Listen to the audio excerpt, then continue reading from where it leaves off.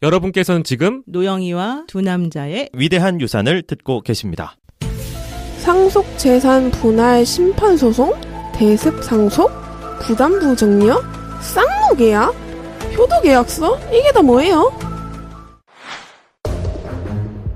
지금은 복잡할지 몰라도 당신에게 꼭 필요한 유산 상속과 증여에 대한 이야기. 호모 100 세대로 다시 태어나자. 재산 자식에게 절대 물려주지 마라. 도서출판 둥구나무. 오늘 재미있는 주제를 가지고 와봤습니다. 네. 요게 젊은 사람들 사이에서는 궁금한 주제일 수 있을 것 같다는 생각이 좀 들긴 하네요. 네. 내가 죽으면 나의 디지털 유산은 어떻게 되는가? 이것을 상속할 수 있는 것인가에 대한 주제를 가져와 봤습니다. 네.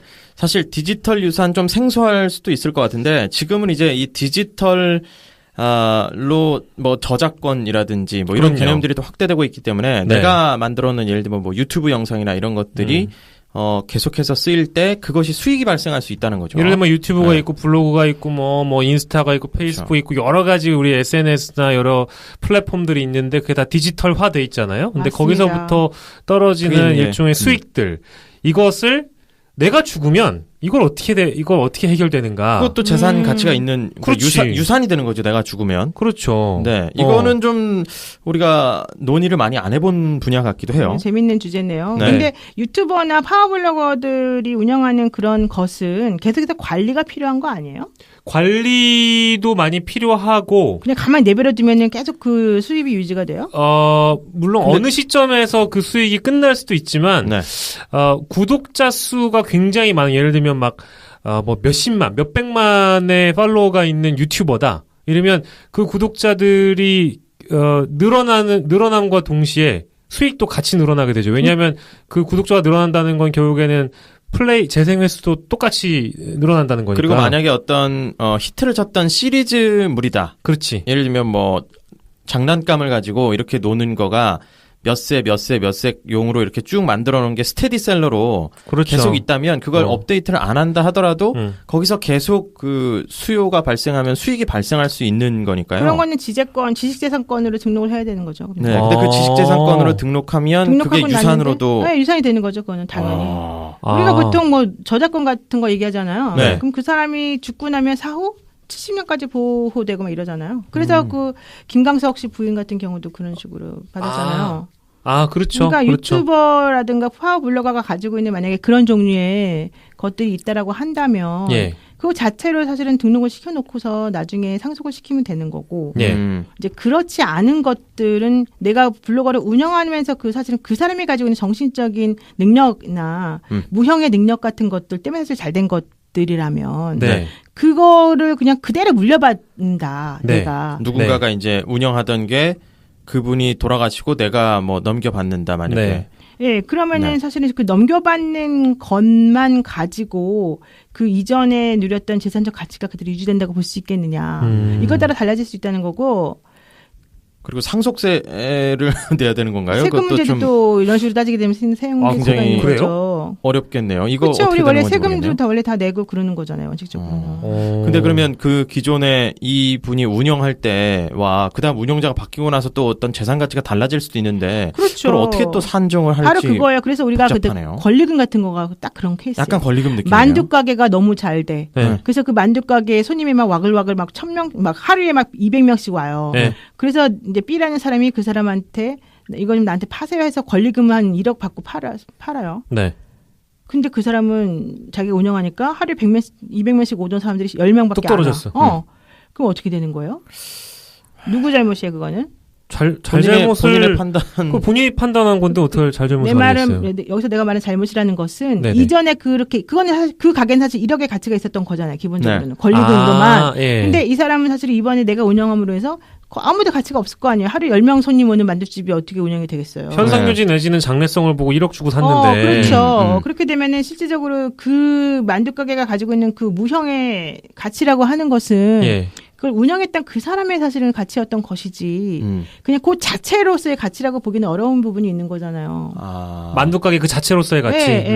그러니까 그런 경우로 그러면 어떤 식으로 우리가 뭐 디지털 재산, 유산 이렇게 뭐 디지털은 아니겠지만 그런 경우는 어쨌든 그걸 나중에 엄마 그 사람이 죽었다고 해서 이건 이력 가치가 아직도 있는 겁니다. 내가 아직 안 팔아서 환가를 안 했을 뿐입니다. 이렇게 말할 수 있나요? 그건 아니잖아요. 그러니까 디지털 유산이라고 하는 건 유튜버 수입이라든가 파워블로거 수입 같은 게 그런 식으로 계산이 되는 수입이냐 내지는 가치가 영속적인 수입이냐 이런 것부터 다 따져봐야 될 것이어서 그냥 단순히 말하기가 곤란하다는 글쎄 거죠. 범주가 굉장히 넓을 것 같아서 그러니까 유튜브는 유튜브대로 블로그면 블로그대로 그 플랫폼이 갖고 있는 수익 구조가 다 다르기 때문에 그걸 어떻게 산정할 것인지 그걸 또 어떻게 나눌 것인지 그것도 굉장히 중요한 것 같아요. 그리고 뭐 또 뭐 하다못해 게임 캐릭터 같은 것도 내가 이렇게 다 굉장히 이렇게 레벨업을 해서 막 그치 막 레벨 94야 중무장을 해서 되게 이 캐릭터 자체가 막 20억의 가치야. 사이버머니로 이렇게 막 팔려요. 예를 들면 실제 금액으로도 현질도 하겠죠. 그치 현질. 근데 그걸 이제 남기면은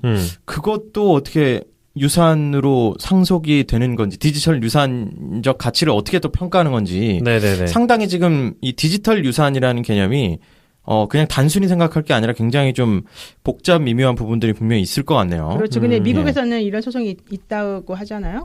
과거 미국의 이라크 참전 용사인 A가 사망을 했는데 이제 그 부모가 인터넷 포털 사이트하고 싸움을 했습니다. 디지털 유산 상속 소송. 이 사건에서 그 이제 A 장병의 부모는 고인이 된 아들이 생전에 받은 이메일을 달라고 했어요. 그러니까 왜냐면 우리 보통 이제 이용하는 그런 뭐 네이버나 다음이나 야후나 이런 데에 사실 우리가 메일 전송 가지고 있잖아요. 본인만 보니까 원래는. 비밀번호 같은 걸 잘 모르면 사실은 나중에 모르죠. 그런 것들 확인할 수 없잖아요. 근데 부모가 우리 아들이 가지고 있던 이메일 자료를 다 줘라. 개인정보 줘라 했더니 안 된다고 했던 거죠. 왜냐면 결과적으로 그 당사자가 아니니까. 그래서 부모가 소송을 했대요. 그래서 결국 그 포털 사이트는 패소해서 A가 잊었고. 받은 이메일을 담긴 CD를 유족에게 주었다. 이것도 디지털 유산 상속 문제다. 이런 거는 좀. 근데 그러니까 뭐 경제적 가치를 떠나서 그 생전에 그 사람이 남긴 것이라는 거를 모든 걸 유산이라고 따진다면 그렇죠. 이 부분도 분명히 또 중요한 부분이겠네요. 가족들에게는 그 흔적들이니까. 우리나라도 있었죠. 우리나라도 우리나라도 사실 비슷한 사례가 있었는데요. 이게 근데 이제 저는 이거 얘기하기 전에 하나 짚고 하고 싶은 게 우리 아까 그 유산 관련 장병 사례 얘기했잖아요. 이메일을 만약에 부모가 야후로부터 받았잖아요. 근데 그 이메일에 굉장히 개인적인 정보가 들어있어요? 개인적인 정보를 포함하여 소설화시킬 만한 내용들이 많이 담겨 있어서 그게 장병이니까 뭐 서로 주고받았던 편지 안에 군사 기밀이 담겨 있다거나 뭐 그럴 리는 없겠지만 어쨌든 위키리크스처럼 뭐 이제 그런 식으로 폭로할 만한 게 있다. 굉장히 뭐 정보 가치든 실제 경제 가치든 창출할 수 있는 내용이 있다라는 거 어쨌든 있었다 거기서 만약 담겨 있으면 결론이 달라지나요? 예를 들면 이런 상황에서 야후가 그걸 볼 수 있잖아. 야후가 그런 걸 판단하나요, 근데? 그러니까 아니 예를 들면 야후는 여기서 보내는 게 아니라 야후는 주기 싫어했으니까 지금 당장은 아까 당장 그랬잖아요. 그러니까요. 그러니까 이용자 동의 없이 타인에게 정보를 제공할 수 없다라고 보통 이제 IT 기업들이 이해는 하고 있는데 정책을 세워놨는데. 우리나라도 이제 사망한 장병 유족들이 그런 사례를 있었고요. 접근할 권한을 달라고. 네네네네. 근데 이제 말씀하셨던 거기서 뭔가 또 수익이 창출될 만한 거라면. 근데 궁금하네. 그런 사례가 또 없기 때문에 뭐 어떻게 얘기하기가 힘들지 않나요? 아니, 근데 이런 게 두 가지가 있을 수 있겠죠. 하나는 예를 들어서, 내가 그런 군사 기밀을 다루는 사람이었다고 쳐봐요.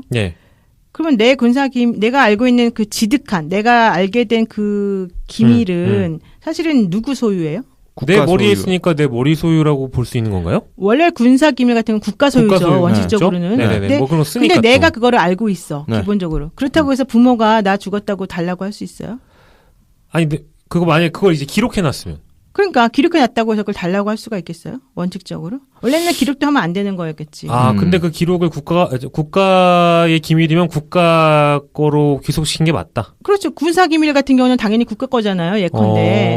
그런데 이제 문제는 지금 말씀하신 것과 같은 경우는 뭐 군사 기밀까지는 안 가더라도 뭔가 중요한 기밀이 들어있는 거였다. 네네네. 그럼 그 기밀인지 아닌지를 그럼 판단해가지고 포털에 주고 말고를 결정해요. 선별하는 것도 문제가 그건 아니잖아요. 그러니까 남의 포털 입장에서는 그렇게 할 권리가 그러네. 없는 거죠. 그러니까 실질적으로 포털에서는 뭐 여기 이 A라고 한 사람의 계정에 들어있는 메일이든 뭐 자료든 이런 것들이 네. 기본적으로 저 사람에게 내가 어떤 방식으로 주어야 될지에 대해서 법적인 게 없으니까 나는 못 준다는 정도로 얘네들이 말한 것이고 예. 지금 이제 얘기하고 있는 것은 내용까지 평가하고 확인을 해서 예. 줄 것이냐 말 것이냐를 마치 그 포털이 생각한 것처럼 지금 얘기가 되고 있는 거라서 좀 다른 것 같아요. 살짝 뭐 사실상 결이 좀 다르긴 한데 네, 포털의 재산이 아니라 개인 재산이니까 그거를 또 포털이 임의로 판단한다는 이걸 것도 열어보고 뭐 평가하고 이거는 뭐 네. 중요한 거니까 주고 이건 중요하지 않으니까 안 주고 이렇게 판단할 수는 없는 거잖아요. 또 한 가지 그러면 하나 또 들어가 보면 예를 들면 이제 그런 뭐 기밀이라든지 뭐 그런 가치가 있는 어떤 부분들이 있었는데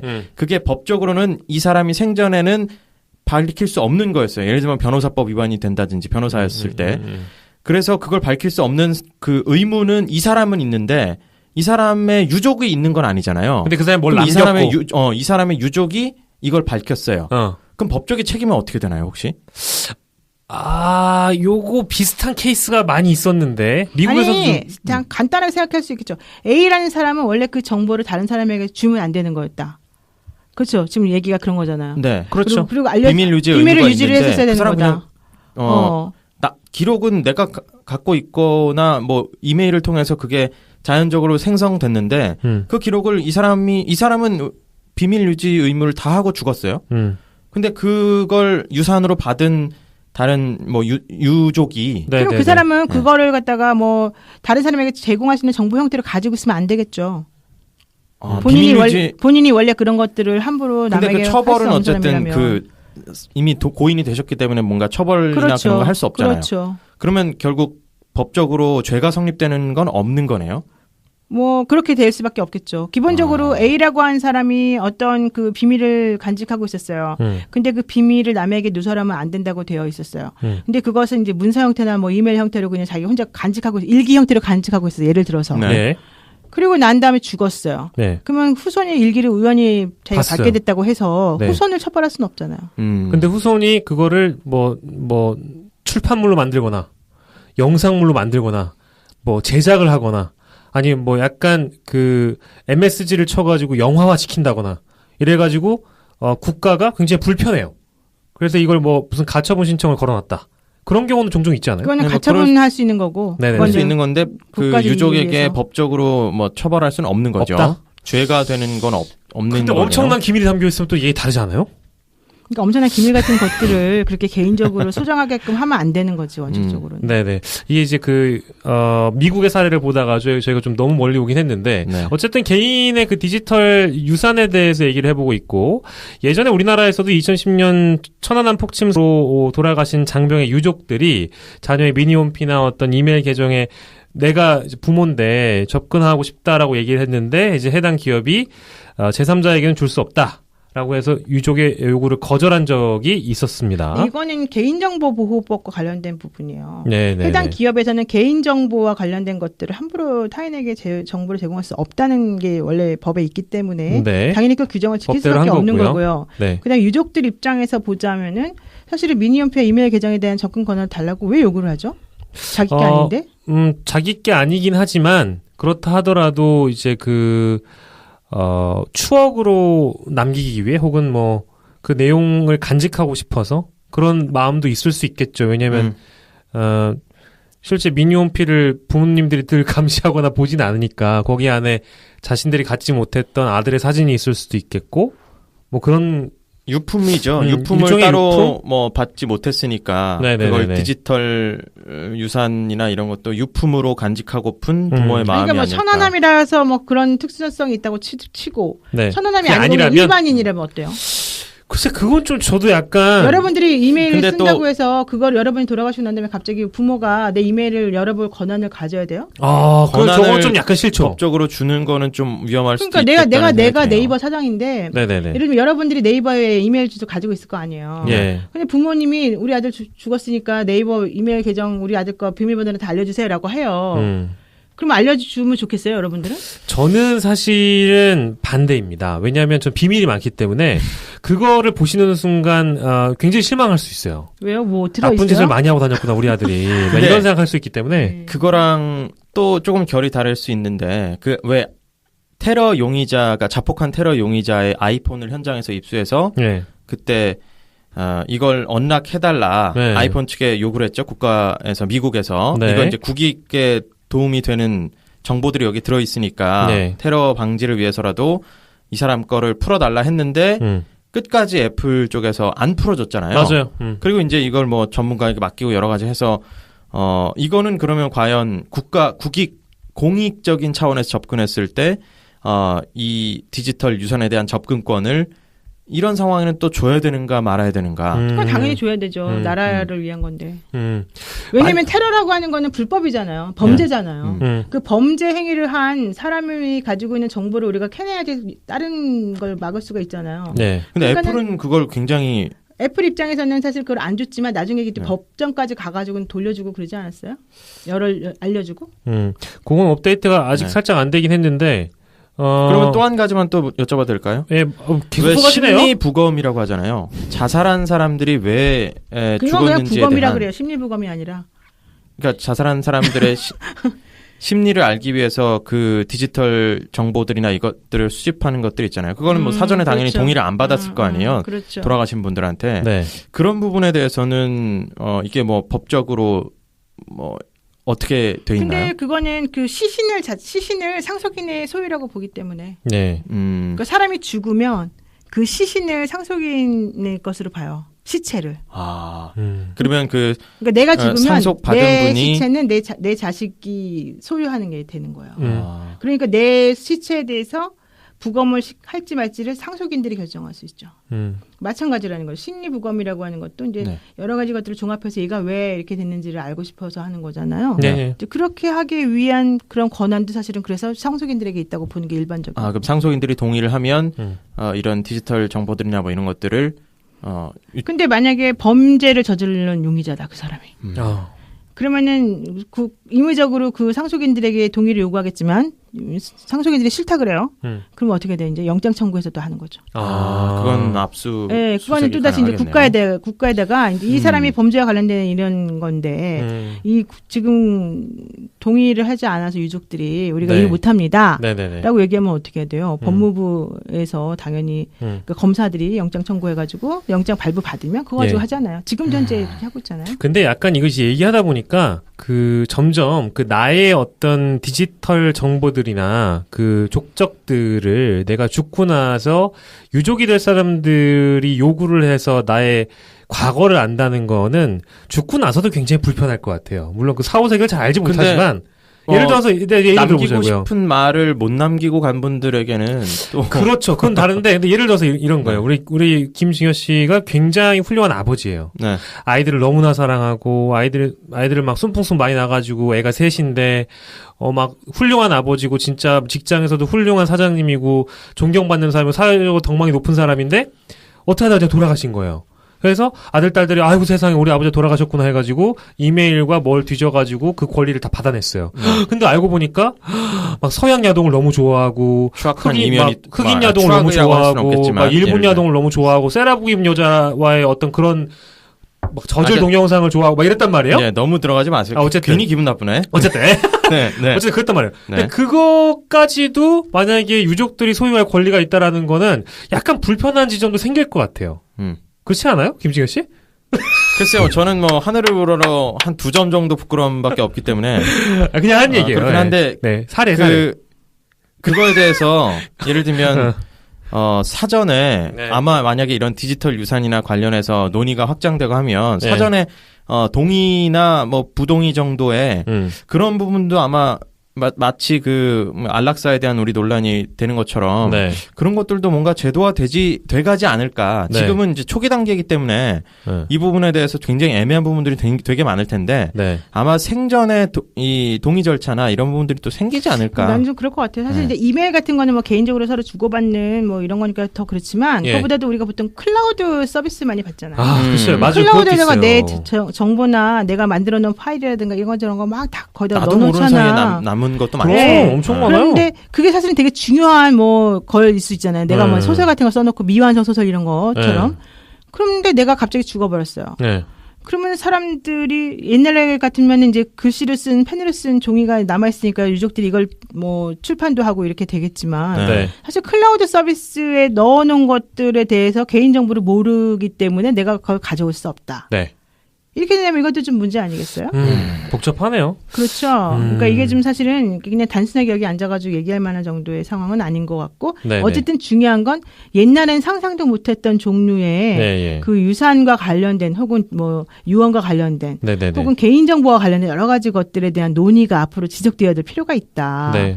이게 사실은 지금 핵심인 것 같네요. 네, 맞아요. 그래서 실제로 막 이제 그런 뭐 개인의 과거나 이런 것들이 좀 잊혀지고 싶은데 구글에 치면 다 나온다고 해가지고 막 해외에서는 뭐 길게 얘기할 수는 없지만 막 소송도 있었고 뭐 잊혀질 권리 먹죠. 그 좀 약간 좀 옛날 단어긴 하죠.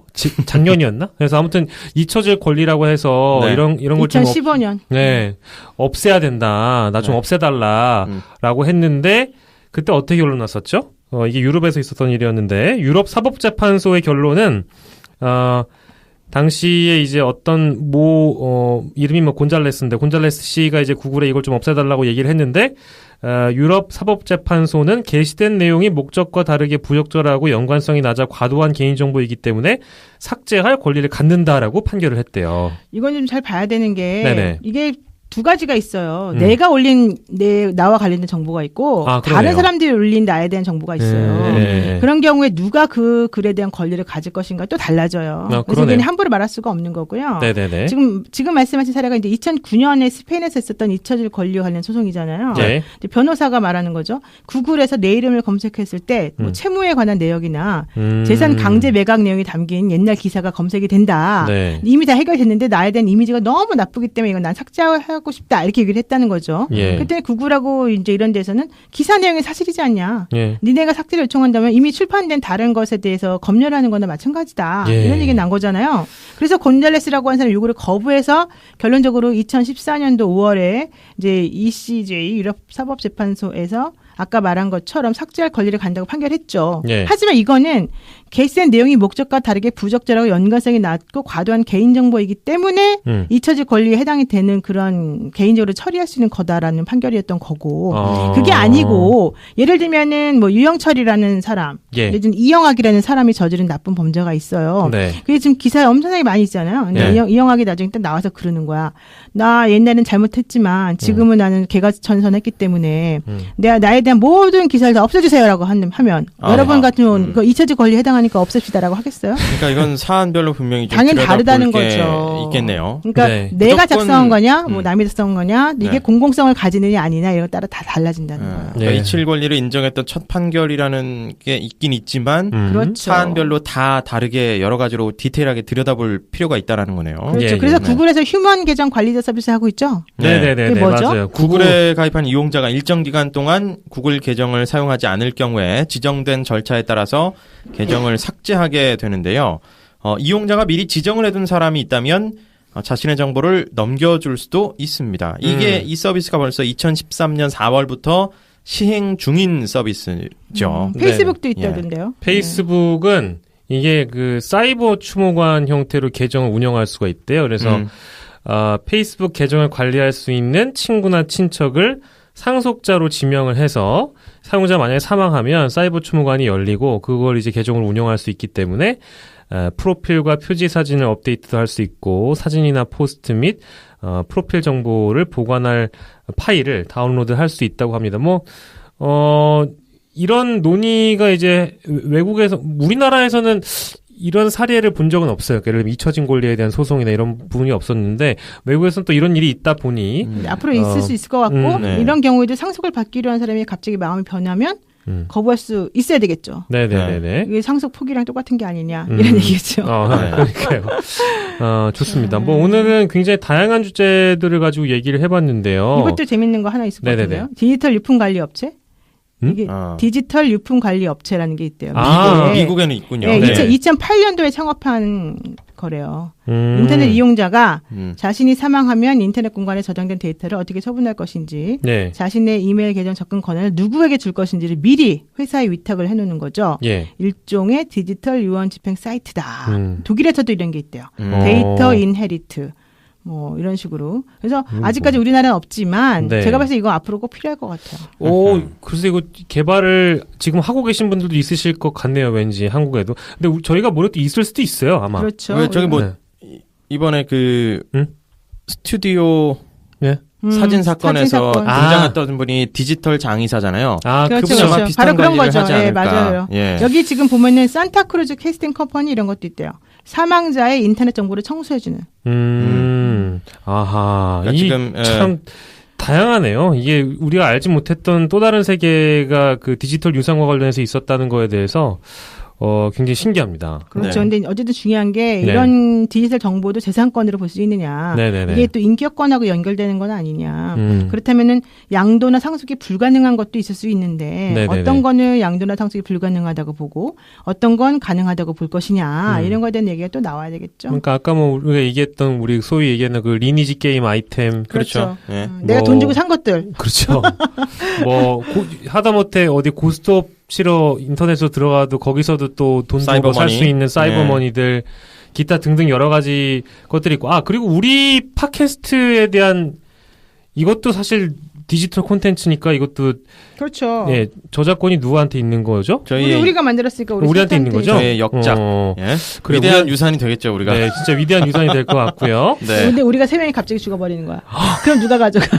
팟캐에서 가져가. 그거 어렵네요. 아니면 다 지워버리나 걔네들. 네. 그걸 누가 가져갈지는 저희가 좀 더 심층적으로 논의를 해보도록 하겠습니다. 네. 디지털 유산 상속 얘기까지 한번 해봤고요. 네. 지난번에 선물 당첨되셨죠? 네. 나라가 무너지고님 선물을 받으실 전화번호와 성함을 저희 위대한 유산 카카오톡 플러스 친구로 보내주시면 저희가 소정의 선물을 보내드리도록 공지에다가 좀 써놔야 되는 거 아니에요? 하겠습니다. 제 댓글을 미리 달아놓는다는 거를 지난주에 깜빡했네요. 이번에 공지에다가 팟캐 공지에다가 올려놓으시죠. 네. 이거 안 들으실 수도 있잖아요. 네, 아마 근데 안 들으실 수가 있을까요? 근데 매회 다 들으라고 하는 거야 그러니까. 그러니까 이렇게 재밌는데 안 들으면 나쁜 사람 이렇게 해놓고 써놔요. 한 번 들은 사람은 있어도 네. 뭐죠 그거? 아예 안 들은 사람은 아예 안 들은 사람일 수 있어도 한 번 들은 사람은 없다 이거죠. 노두유였습니다. 저희는 네. 다 더 재밌는 주제로 다음 주에 다시 돌아오도록 하겠습니다. 여러분 안녕. 고맙습니다. 노영희 변호사 위대한 유산 상속 많은 것이 궁금한 두 남자가 거대한 비밀의 문을 연다. 노영이와 두 남자의 위대한 유산 어렵고 복잡한 유산 상속 해답. 노영이와 두 남자의 위대한 유산 누구도 몰랐던 사례의 대답. 노영이와 두 남자의 위대한 유산 이 문제를 해결할 길이 보인다. 노영이와 두 남자의 위대한 유산 상속 팟캐스트